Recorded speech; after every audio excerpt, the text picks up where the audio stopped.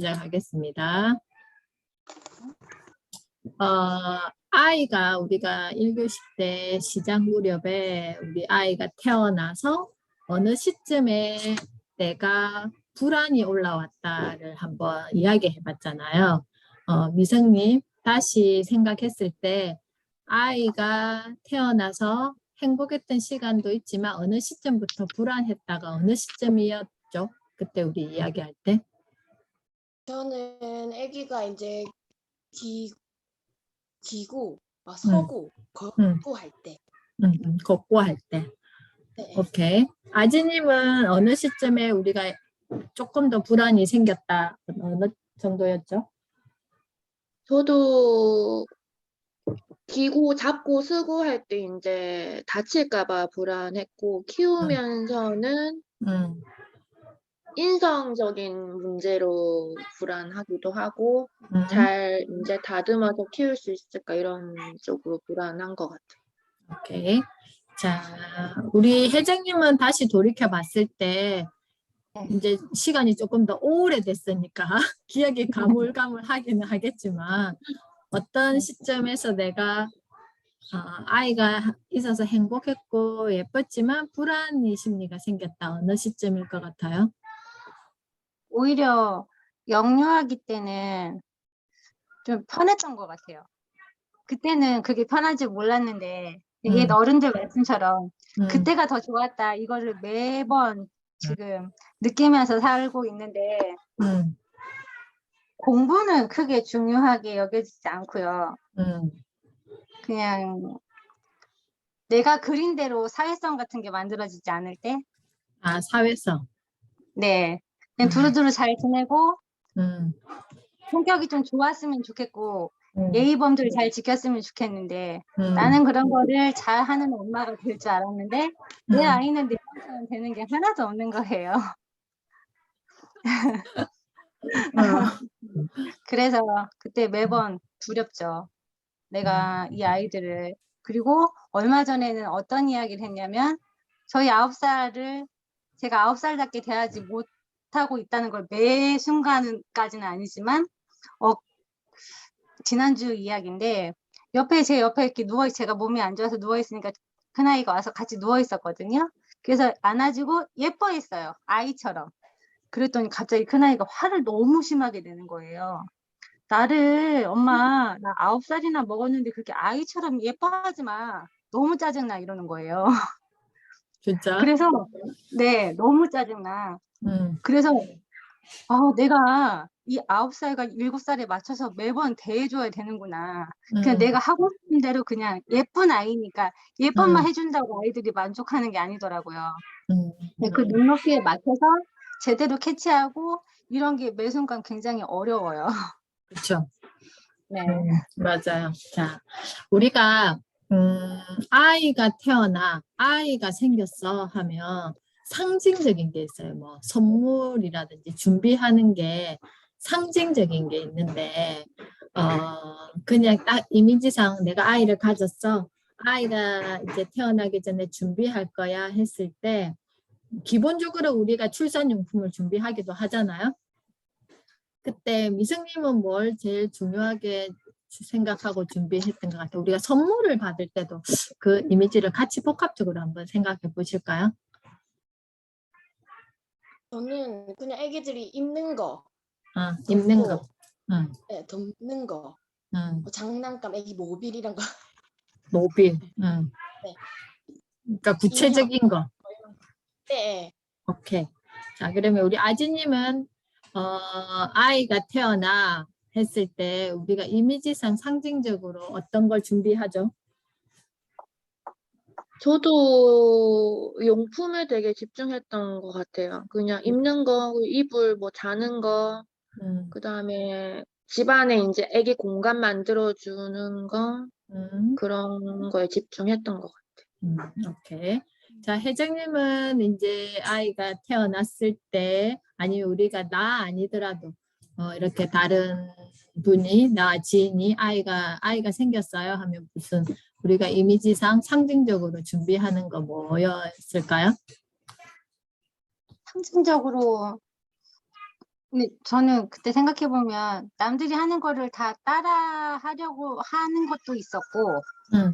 그리고 남들이 하지 말라는 걸 하는 것도 있었던 것 같아요. 예를 어떤 거? 들어서 응. 기본적인 거 뭐 젖병 준비하고 옷 준비하는 건 다들 하는 건데, 응. 뭐 이제 뭐 그런 것들이었는데, 저는 반려묘를 키우는 신혼 새댁이었는데, 응. 처음에 아이를 가지니까 고양이를 키우라는 소리를 제일 먼저 가장 많이 들었던 것 같아요. 고양이를 치우라고. 예, 고양이를 키워라.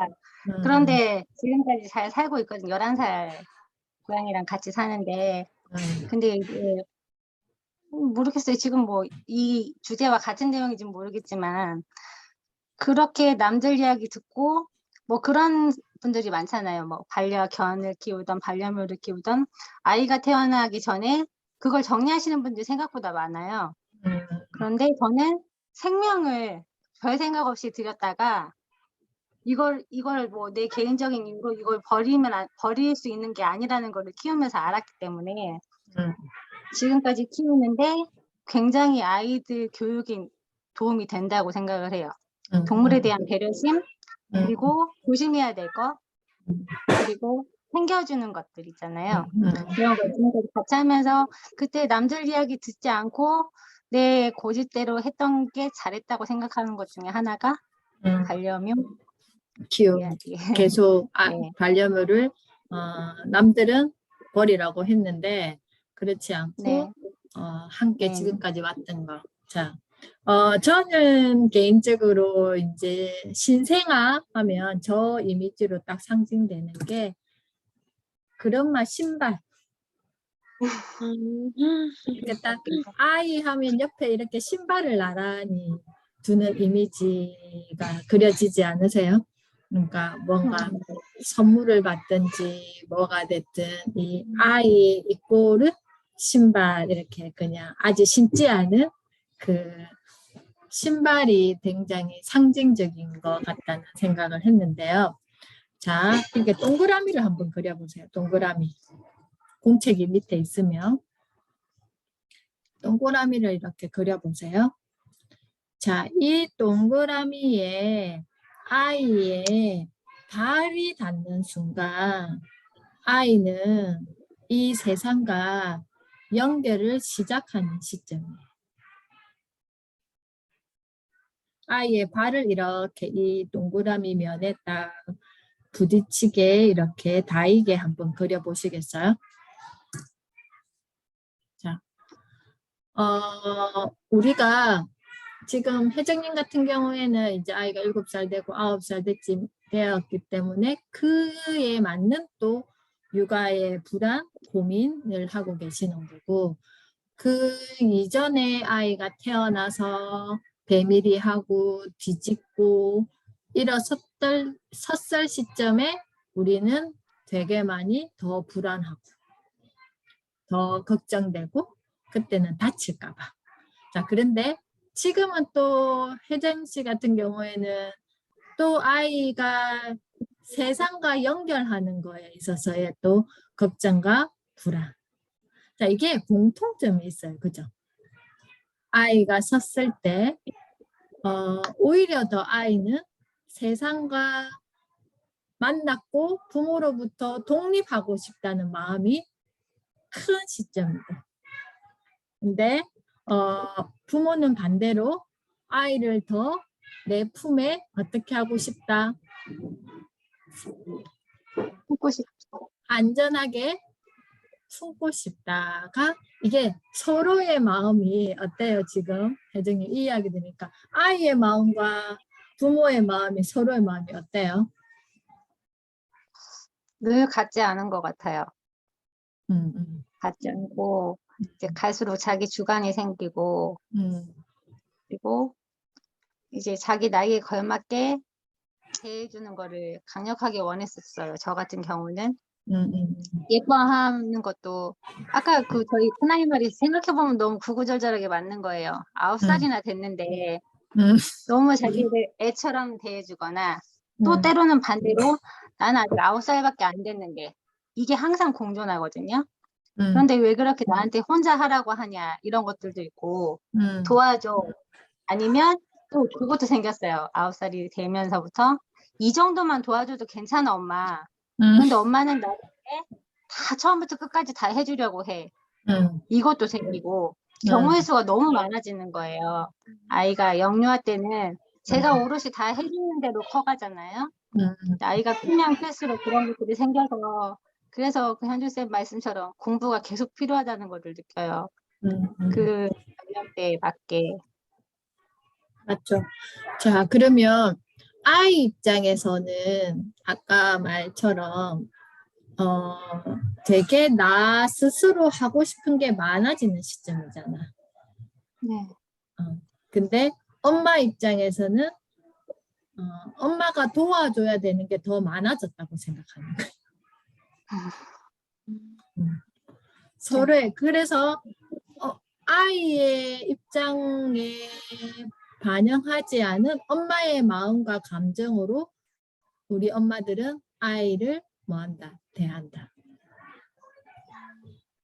그러니까 아이가 한 번씩 짜증내잖아. 내가 할 거라고. 맞아. 아이가 이게 딱 폭발하는 시점이 있다는 거지. 뭐 이렇게 뛰어갈 때 다친다고 잡으면 잡지 마. 맞아요. 그러면 엄마는 더 불안하지. 막 제가 저렇게 팍 뛰어가다가 막 어떻게 될 것 같아가지고 막. 자, 그 마음이 계속 반비례 하면서 쭉 가는 거지. 그러면 결국 내가 내 컨테이너에 아이를 더 좁게 이 우리 컨테이너가 어떻게 생겨서 한번 그려보세요. 이 네모난 컨테이너를 그려보세요. 컨테이너는 들어가는 문이 여러 개 있어요. 하나. 문 하나 있죠. 네. 이 엄마라는 컨테이너 속에 문을 하나 만들어 놓고 엄마한테 허락받고 여기만 왔다 갔다 해요. 그리고 컨테이너 밖의 세상은 불안하고 위험해. 그래서 엄마가 긍정해야지 이 문을 열어줘요. 근데 아이는 이미 발을 딛는 순간 뭘 만났어요? 옆에 우리 동그라미 아까 그려놨죠. 세상. 지구를 만났어요. 이 거대하고 엄청난 순간에 엄마는 안 돼. 컨테이너 박스 안으로 들어와. 하고 이 문을 딱 그냥 닫아둬요. 그러면서 주변에서 우리 아이가 아닌 다른 아이들의 이야기를 잔뜩 컨테이너 박스에 가지고 와서 장식을 하기 시작하죠. 그래서 이걸 보면 돼. 이걸 봐야 돼. 이게 너에게 맞는 세상이야. 엄마가 꾸며놓은 세상 속에 아이를 넣어놓는 거죠. 그런데 아이러니하게 아까 혜정님 말 속에 딱 그런 말이 있었어요. 사회성을 길러주고 싶고 또 친구와도 또 주변 사람들과도 예의 바른 어린이로 컸으면 좋겠어. 이게 이미지로 딱 보이죠? 아이가 왜 힘든지, 혜정님 왜 힘들었을 것 같아요? 지우가 왜 지금 그렇게 이야기를 하는 것 같아요? 이 그림을 딱 보니까. 너무 엄마가 이게 가둬두려고만 한다는 게 좀 지금은 답답한 거죠. 어릴 때는 그 울타리가 그냥 원래 당연한 거잖아요. 아이가 다치거나 뭐 정말 갓난아기 때는. 그런데 이제 그 연령에 맞춰서 믿어줘야 되는 것들이 있는데 믿고 스스로 할 수 있게 해줘야 되는 게 있는데 요즘 저는 그 말이 많이 와닿는 게 뭐냐면 요즘 엄마들은 정말 저희 어렸을 때만 해도 저희 부모님은 그렇게까지 하지 않았잖아요. 저희는 그렇게 크지 않았는데 내 아이는 내가 하고 싶은 대로 안전하게 함부로 가둔 경향이 있는 것 같아요. 저를 포함해서. 근데 그걸 아이들은 굉장히 답답해하는 것 같고 근데 저는 이제 요즘 그게 겁이 나죠. 이 컨테이너 안에 내가 너무 원장님 말씀처럼 이 문으로만 엄마 허락 받고 다녀. 이게 당연하게 될까 봐 겁이 나는 거예요. 제가 가두는 엄마이면서 너무 이것 때문에 아이가 정말 이렇게 될까 봐 되게 아이러니한 거예요. 불안한데 또 내가 잘못하는 거를 인정은 하지만 그렇지만 마음 놓고 탁 이 문을 없애고 울타리를 없애지 못하는 상황이 굉장히 많은 것 같아요. 오케이. 자, 아지님은 이 컨테이너와 옆에 동그라미 지구의 그림을 보면서 어떤 생각이 들었어요? 그냥 서연이가 생각나는데, 뭐 아침마다 전쟁이거든요. 서연이를 믿어주고, 뭔가 이제 기다려주고, 스스로 하게끔 기다려줘야 되는데, 이제 시간 제한이 있다 보니까, 저도 자꾸 모르게 자꾸 재촉을 하게 되는 거예요. 근데 엄마, 나 하려고 했는데 엄마가 얘기해서 하기 싫어졌어. 하면서 짜증을 확 내고, 오늘 아침에도 막 그렇게 하는 거예요. 그래서 저도 진짜 어느 선까지 제가 이제 그거를 해야 될지 좀 어렵더라고요.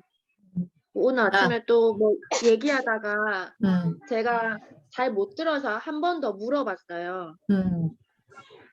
짜증을 내면서 한 번 물어볼 때 대답해 이렇게 하는 거예요, 서연이가.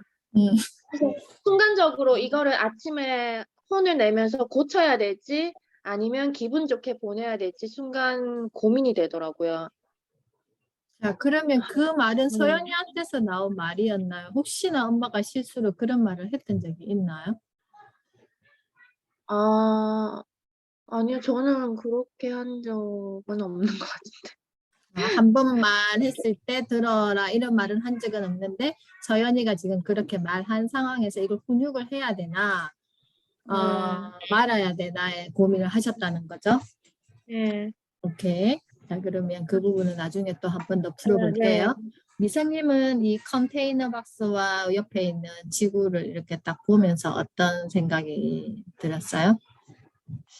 저는 일단 제 주관이 뚜렷하지 않으니까 저도 너무 흔들리는 거예요. 그래가지고 주위 사람들 말에 쉽게 휩쓸려요. 그래가지고 애들을 대할 때도 왜 아이니는 인사를 잘 안 해? 뭐 옆집에는 인사를 잘하는데 이런 걸 또 듣고 나면 혼자 또 심란해요. 그래가지고 또 괜히 아이니한테 인사해야지 한 번 더 말하고.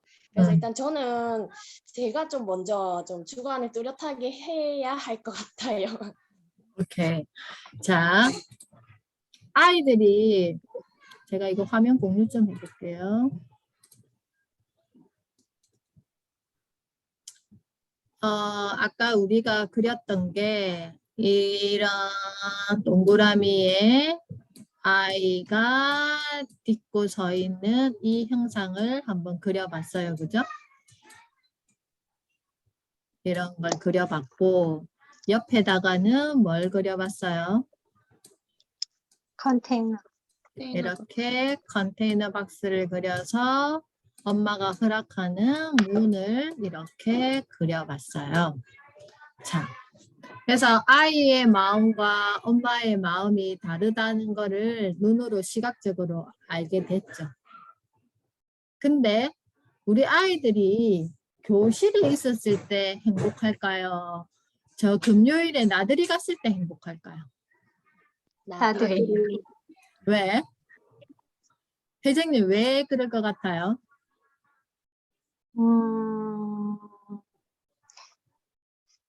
이 나들이가 제가 경험한 걸로 비춰봤을 때는 상하유치원 나들이라서 특별한 게 더 있는데 예전에 제가 그런 표현을 한 적이 있어요. 산들맘으로 활동하면서 다른 유치원 같은 경우는 나들이가 그렇게 즐겁지 않을 거예요. 분명히.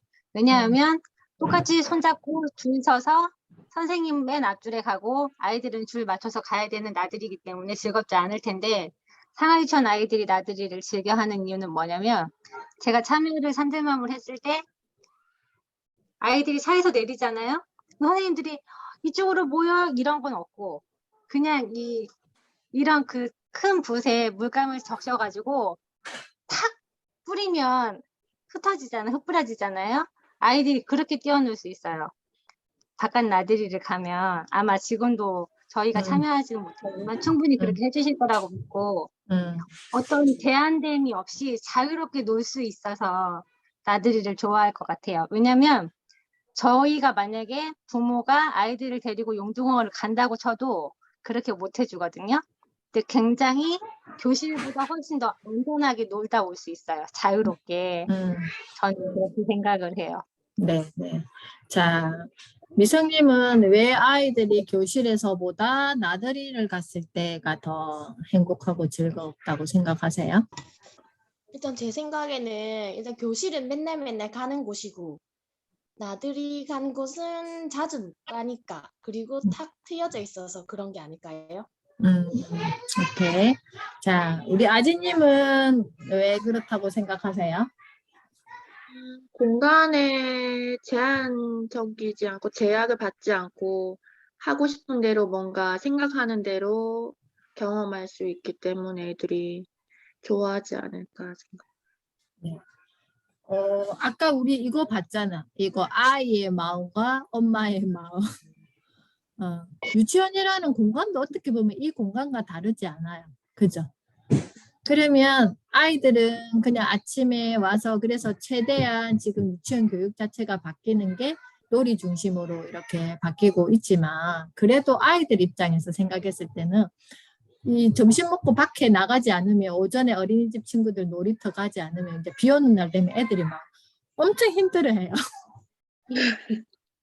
그래서 전에는 비옷을 입고도 나가고 이렇게 했는데 지금 이제 그게 조금 힘든 게 선생님은 혼자고 아이들 옷 갈아입히고 이런 게 너무 힘드니까 전에 산들만 오셨을 때는 비가 와도 비 옷 입고 너무 즐겁게 나갔었잖아요. 그죠?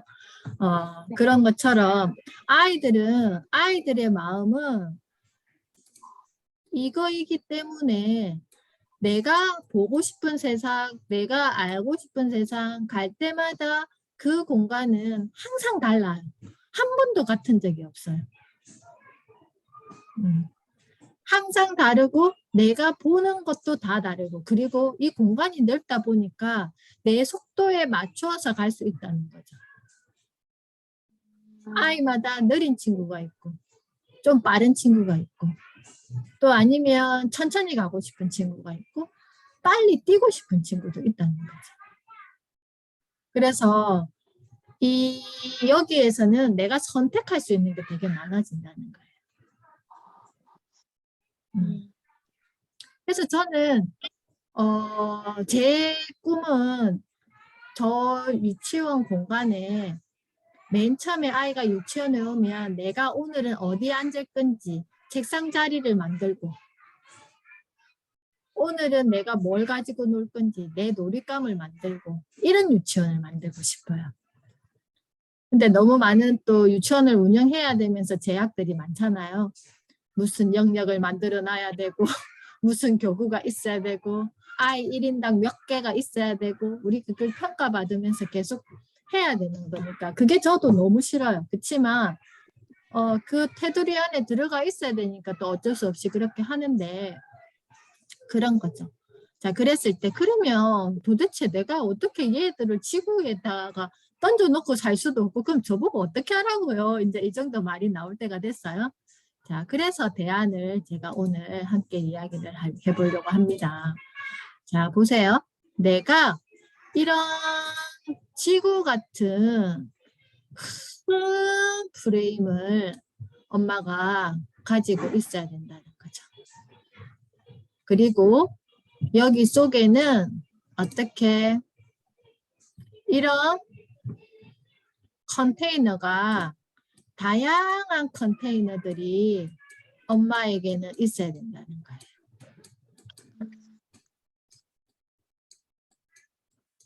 아이 입장에서 봤을 때 여기도 있고 여기도 있고 이거는 얼마든지 우리 엄마가 할 수 있어요. 그럼 도대체 하루 안에서 내가 이거를 어떻게 해? 이 많은 것들을 내가 어떻게 컨테이너를 다 만들어? 나는 아침에 애들 챙겨서 유치원 어린이집 보내고 학교 보내고 또 밥 준비하고 집 청소하고 또 저녁에 오면 애들 챙겨야 되고 또 씻겨야 되고 재워야 되고 언제 이거를 준비해요. 근데 굉장히 솔루션은 간단해요. 어떤 솔루션이냐 하면은 자, 이거는 아이에게 옷을 입는 거에 대한 컨테이너 하나, 아이의 먹거리에 대한 컨테이너 하나, 또 뭐 있을까? 아이의 놀잇감에 대한 컨테이너 하나, 또 뭐가 있을까? 아이가 신고 내 몸을 청결하는 거에 대한 컨테이너 하나, 또 뭐가 있을까요? 어디를 가고 싶은 마음을 여는 컨테이너 하나. 자, 지금까지는 엄마의 컨테이너 속에 이 많은 것들을 다 집어넣어 놨어요. 자, 혜정님, 이 말이 어떤 말인지 이해가 되세요?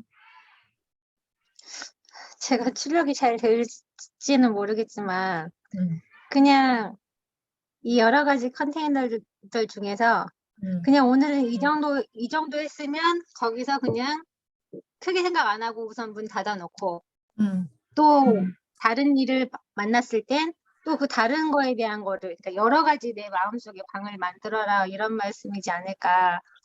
그냥 거기서 내가 지금 당장 아등바등 해봐야 당장 해결되진 않거든요. 예를 들어서 오늘 아침에 저도 등원시킬 때 실갱이 하고 보내봐야 내일 또 다시 오는 거잖아요. 그치. 매일 반복될 그 일을 가지고 너무 에너지를 뺄 필요 없이 적당히 타협하고 그냥 조금씩만 나아가더라도 어제보다는 조금씩 발전이 있잖아요. 아이를 대할 때 그렇게 계속 만들어 가라 이런 말씀이 아닐까요? 하루 만에 완성되진 않으니까. 그렇죠.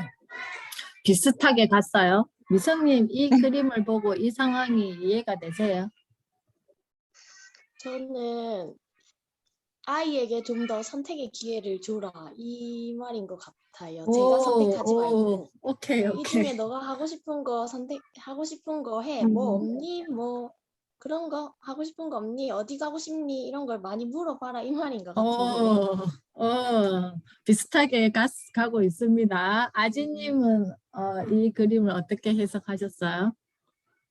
저도 비슷하게 해석했는데 전체 그 틀 안에서 여러 프레임을 아이가 선택하게 하고 그 안에서 네 선택하게 하는 거.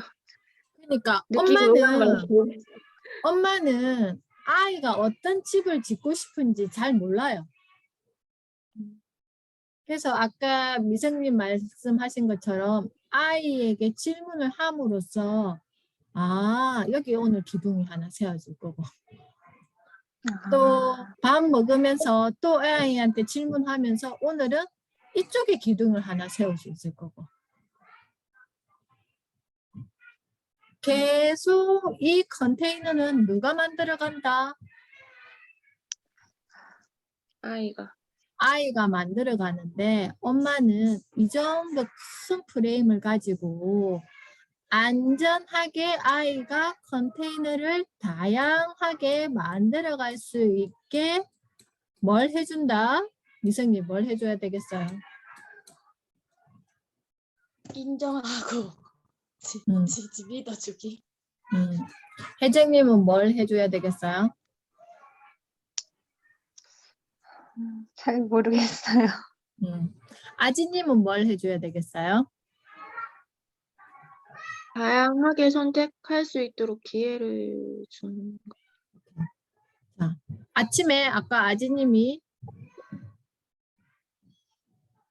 서연이가 뭐라고 그랬죠? 어떤 걸? 다시 얘기했을 때 내가 한 번 말하면 들어. 한 번 말할 때 대답해. 한 번 말할 때 대답해. 그러니까 그 말에서 서연이가 의미하는 바는 뭐예요?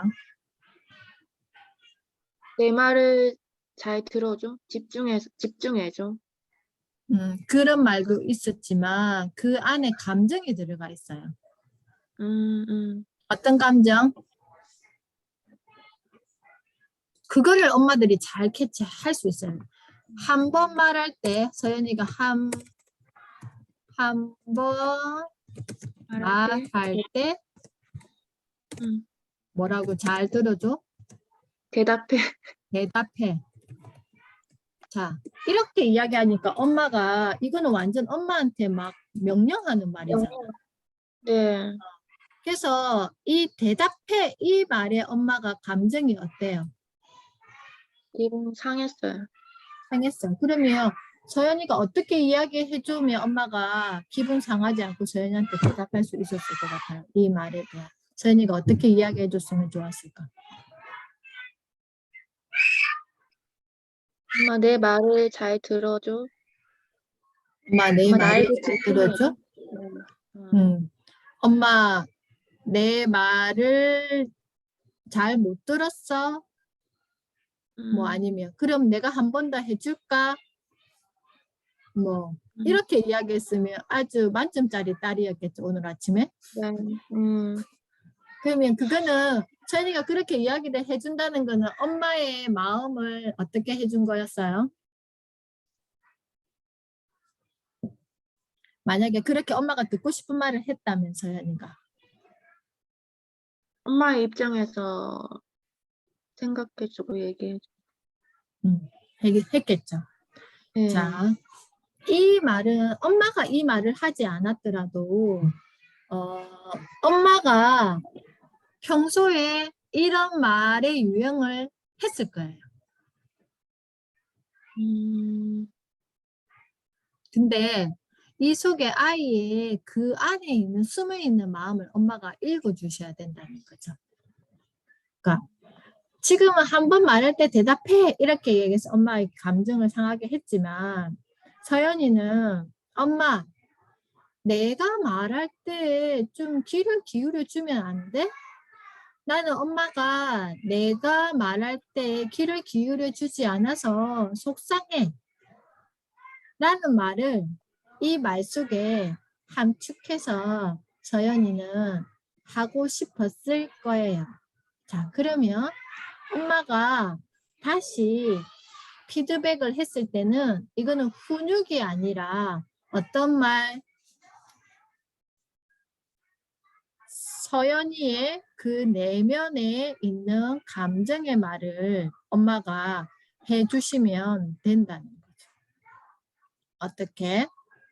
엄마가 한 번에 너의 말을 못 알아들어서 속상했니?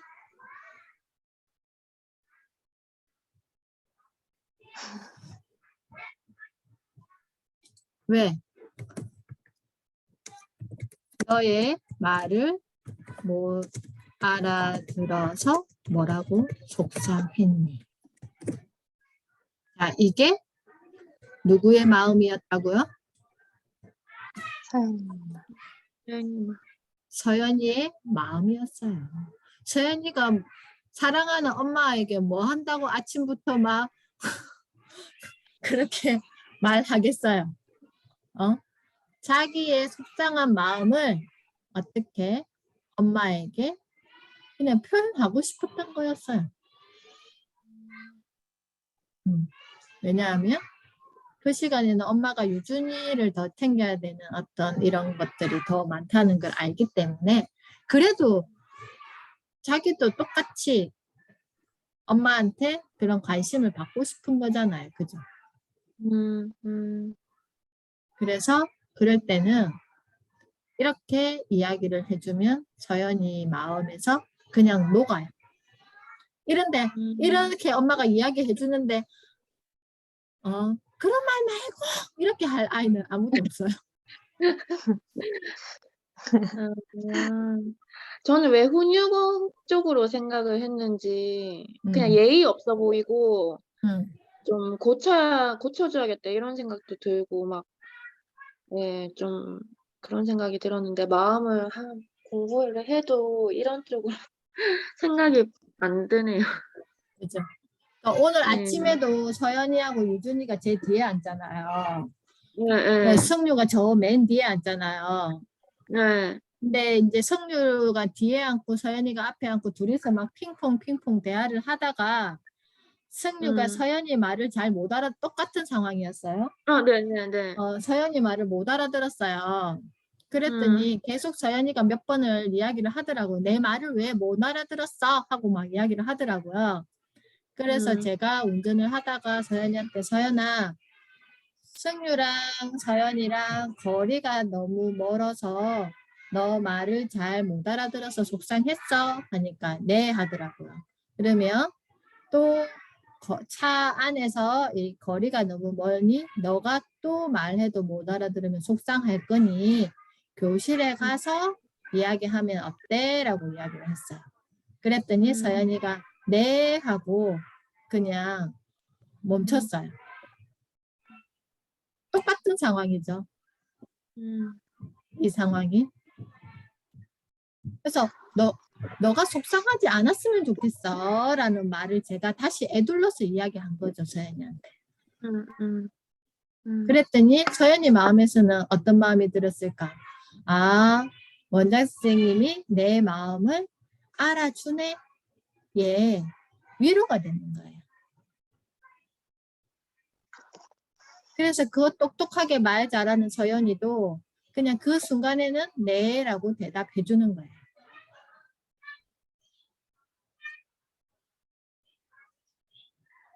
아이의 마음에서 엄마들이 알아차리지 못하는 마음이 있으면 감정에 대해서 물어봐주면 돼요. 그냥. 그러면 찬우가 지우가 그렇게 이야기했을 때 지우 눈에 보이는 엄마의 모습은 지우를 어떻게 보고 있는 것 같아?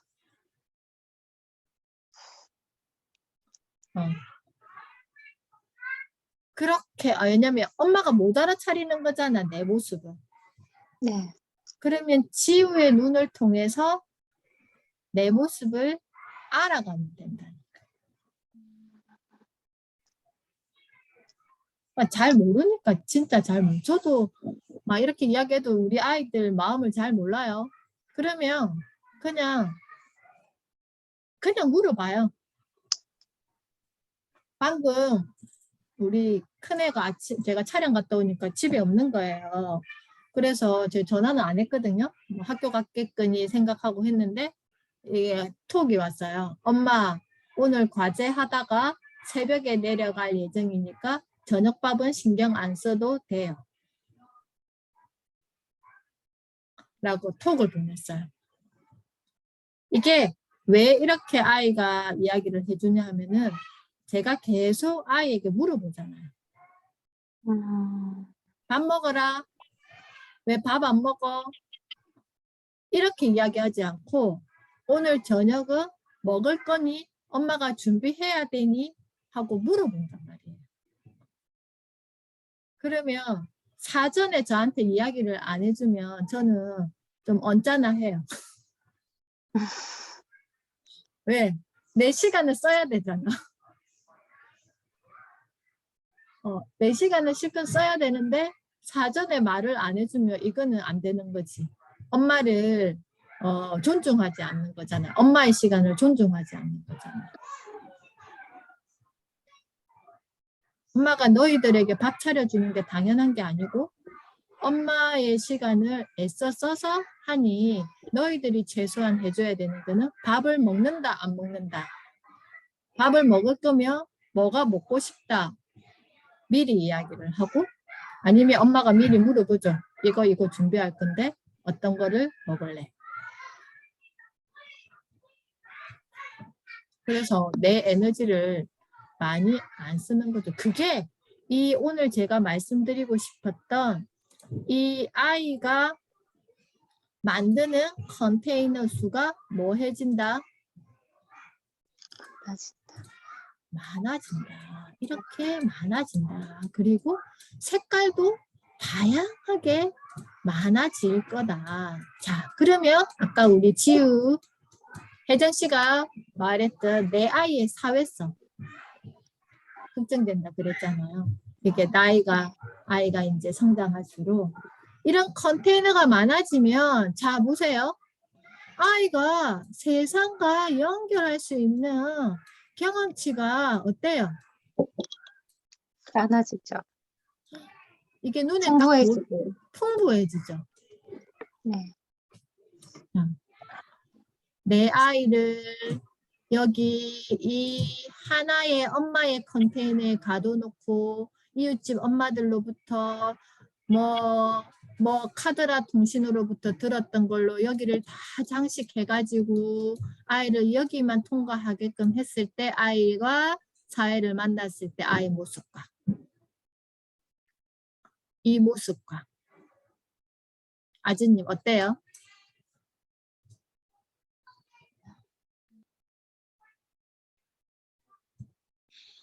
어떤 차이가 있을 것 같아요?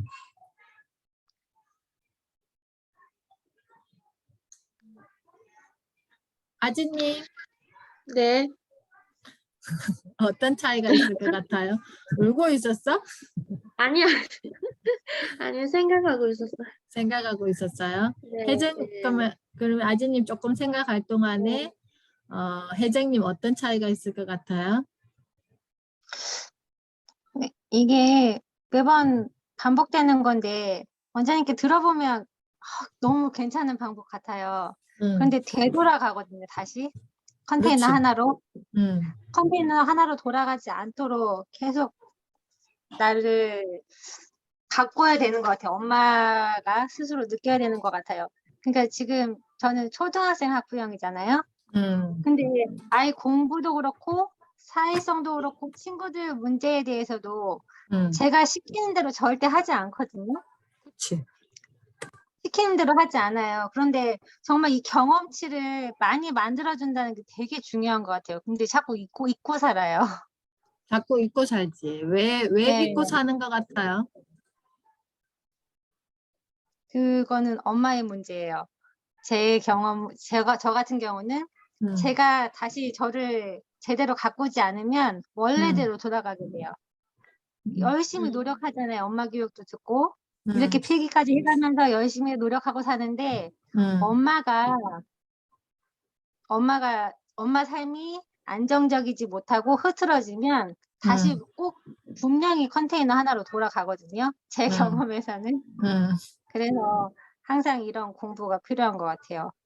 그렇죠. 이게 탄성의 법칙이라는 게 용수철이 계속 이렇게 하면 다시 제자리 고무줄도 어때요? 늘어졌지만 다시 제자리로 돌아오잖아요. 내가 네. 이걸 끌어당기는 힘을 발휘해야지만 얘가 끌어당겨지는 거잖아. 네. 아니면 어때? 다시 제자리로 돌아오죠.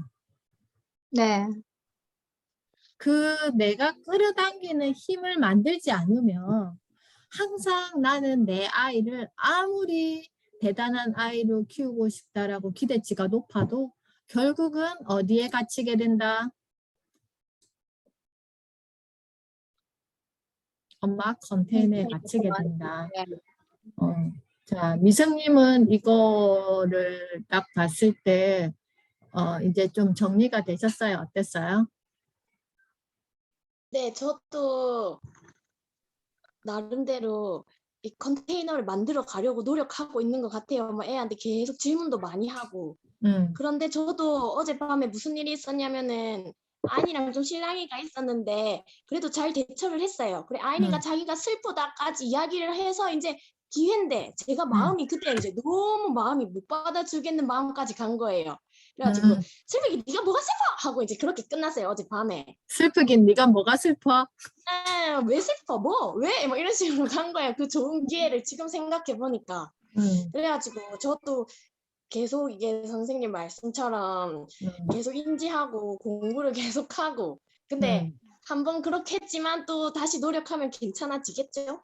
당연하죠. 어저께 또 그렇게 하고 마음이 안 좋았는데 또 아이는 아침에 좀 괜찮아 보이더라고요. 그래도 아이들은 당장 표는 내지 않지만 제가 그래 뇌가 기억하고 있다 그랬잖아요.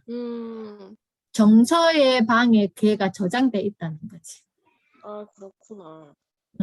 그래서 잘 갔는데. 얘가 어느 순간 그런 마음이 들 때 또 그게 올라와요. 똑같이. 엄마가 했던 것처럼.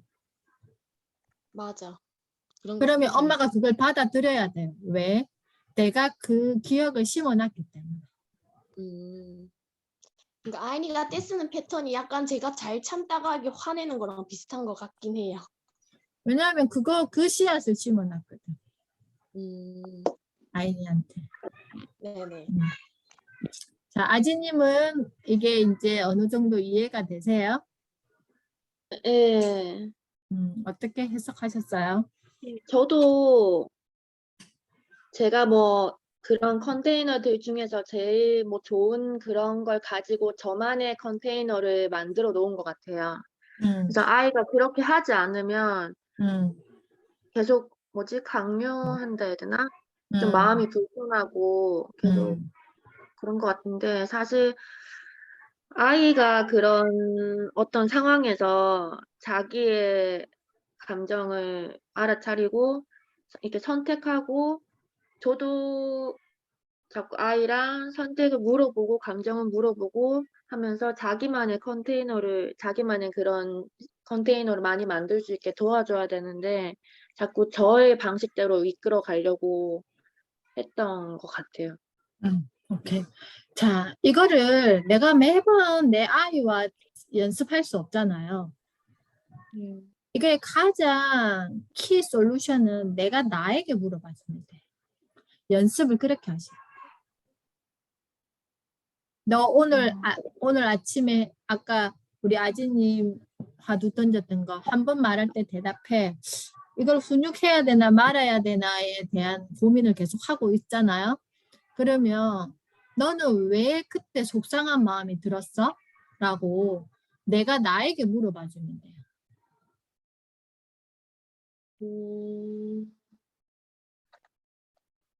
미성님도 왜 어제 그렇게 내가 참다가 너 왜 그렇게 결국은 폭발했니? 라고 내가 나에게 물어봐 주면 돼요. 자, 혜정님도 내가 너 왜 지우가 2학년이 9살이라는 걸 인정하지 않고 아기처럼 대하고 싶었니? 라고 내가 나에게 물어봐 주면 돼요. 그런 연습을 계속 하다가 보면 어떻게 된다? 아이에게 자연스럽게 아이의 컨테이너를 만들 수 있는 질문을 할 수 있게 돼요. 그래서 매번 내 아이를 대상으로만 하려고 하지 말고 오늘도 이 수업을 마치고 내가 나에게 질문해야 될 거리들이 생길 거예요. 그죠?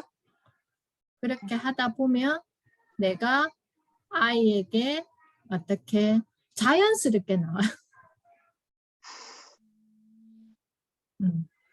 내가 내 안에 내 컨테이너를 많이 만드는 연습을 하다 보면 자연스럽게 아이의 컨테이너를 만들 수 있는 연습이 된다는 거죠. 이제 이게 어떤 의미인지 조금은 이해하셨죠? 그래서 다음 주부터는 본격적으로 컨테이너를 만드는 연습을 해보겠습니다. 실습. 그래서 나 도무지 이거는 모르겠다. 이걸 어떻게 해야 될지 모르겠다 하는 사례들을 좀 적어 놓으세요. 내가 이번 주에 이런 일이 있었는데 아까 오늘 아지님이나 아니면 미성님이나 혜정님이 그런 이야기를 해줬기 때문에 제가 그렇게 풀었잖아요. 그것처럼 구체적인 내가 이거 도무지 컨테이너 원나쌤 그렇게 해서 오케이 알겠어. 이론은 알겠는데 실습이 안 돼요. 이게 그 나한테 질문을 하든지 뭐가 됐든 내가 한번 그런 사례들을 좀 수집해가지고 일주일 동안에 어떤 상황에서 내가 이거는 도무지 컨테이너를 어떻게 만들어야 될지 모르겠어요 하는 것들이 있을 거잖아요. 그죠? 그렇게 해서 한번 메모해 두셔서 미리 수업 들어오기 전에 여기 우리 카톡방에다가 좀 적어 놔 주셔도 되고 아니면 저 메모해 놨다가 저한테 바로바로 이야기해 주셔도 저랑 같이 이렇게 이야기하면서 풀어낼 수도 있을 거예요. 그러면 한 명당 하나에서 두 가지 정도를 이번 2기에는 이런 직접 실습에 대한 거를 조금 이야기 드려볼게요. 그러면 구체적인 사례를 가지고 이야기를 하다 보면 조금 더 이게 와 닿을 거니까. 그죠? 아진님, 이제 네. 오늘 아침에 내가 어떤 말을 했어야 되는지 이제 이해는 다 네, 되셨어요? 네. 근데 감정이 너무 앞섰던 것 같아요, 저도. 그죠? 그러니까 네, 일단 네. 그 말에 대한 내 감정이 뚜껑이 열려버리니까 이게 조절이 안 되죠. 네. 그러니까 아이들에게 근데 네. 그 말씀하세요. 상황을 참고 넘겼어요. 우선 고민하다가 참고 어. 넘겼는데 어. 나중에 이제 저는 자꾸 남는 거죠. 근데 아이는 이미 끝나고 다른 얘기를 즐겁게 계속 하고 있는 거예요.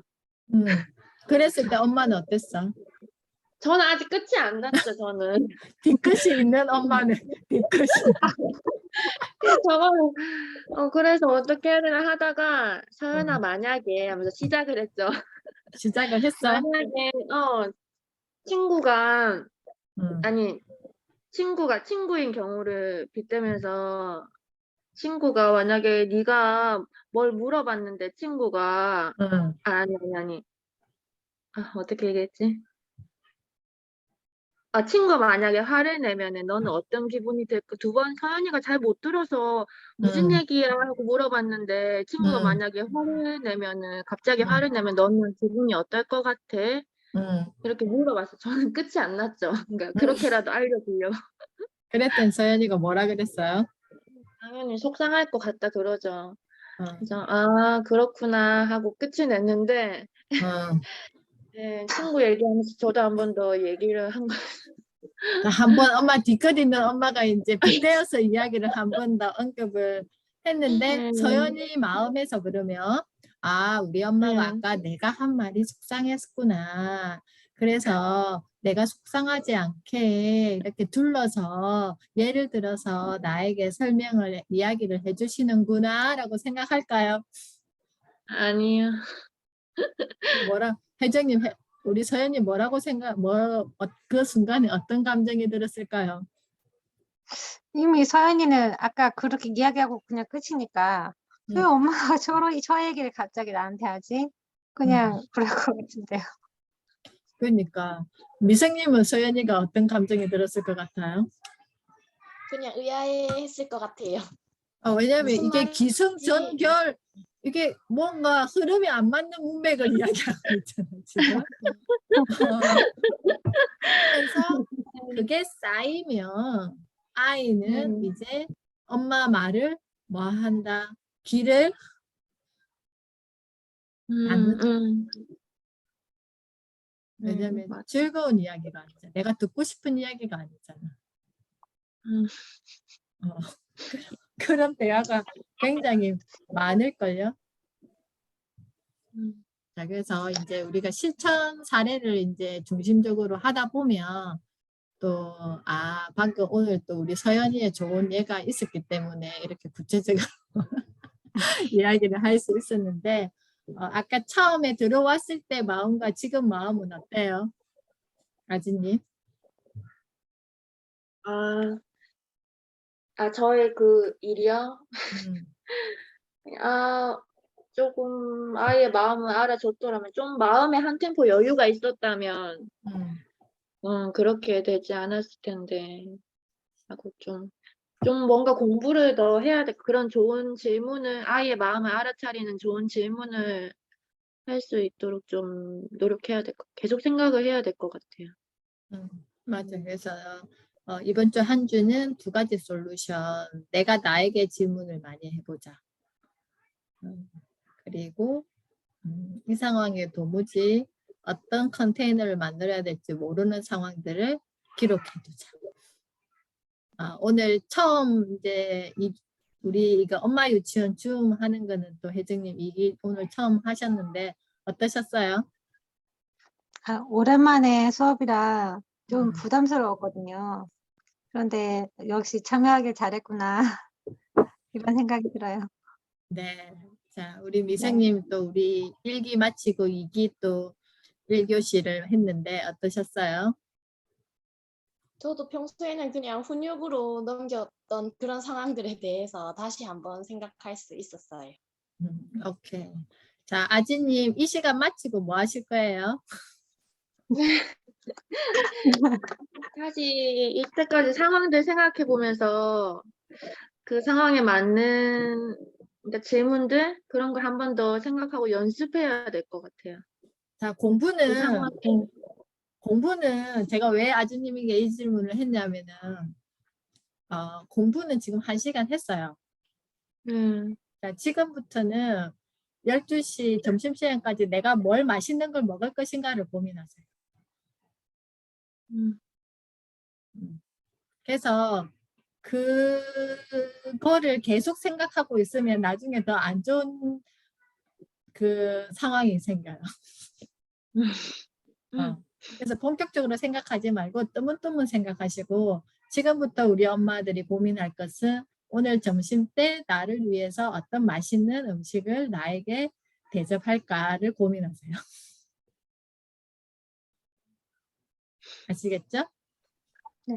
그래서 나에게 제일 멋지고 맛있는 음식, 내가 먹고 싶은 음식을 잘 차려서 먹는 게 내가 내 아이들에게 좋은 에너지를 줄 수 있는 지름길입니다. 아시겠죠? 그래서 네. 대충 차려 드시지 마시고 나를 위해서 맛있게 점심 준비해서 드시기 바랍니다. 네. 다음 주 뵐게요. 네. 고맙습니다. 수고하셨습니다. 네.